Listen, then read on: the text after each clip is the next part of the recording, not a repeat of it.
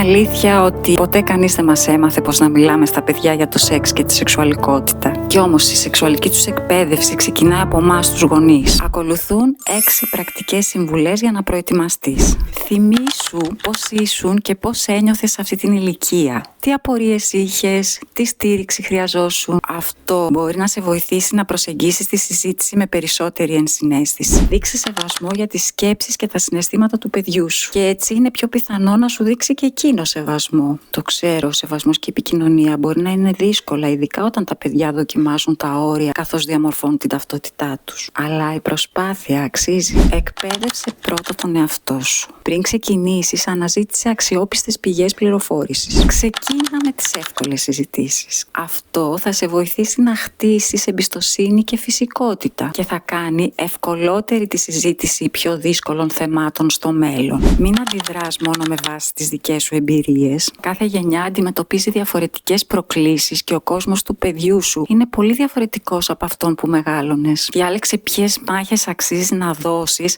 αντί να επικεντρώνεσαι σε μικροπράγματα όπως το ντύσιμο, το χτένισμα, τα τατού και τα piercing. Δώσε έμφαση σε πιο ουσιαστικά θέματα όπως οι αξίες, ο αμοιβαίος σεβασμός και η ασφάλεια. Μην εστιάζεις μόνο στους κινδύνους. Αυτή η αρνητική προσέγγιση είναι συχνά τρομακτική για τα παιδιά. Δεν ανταποκρίνεται στην ανάγκη τους για πληροφόρηση και δεξιότητες και σε πολλές περιπτώσεις απλώς δεν έχει καμία σχέση με τη ζωή τους. Και τέλος, το πιο σημαντικό. Η διαπαιδαγώγηση προϋποθέτει την απόφασή σου να διδαχτείς κι εσύ. Για να γίνεις καλός γονέας, άφησε το παιδί σου να σου δείξει τι είδους γονέα έχει ανάγκη. Αν συμφωνείς με αυτή την προσέγγιση, ακολούθησέ με για περισσότερα tips.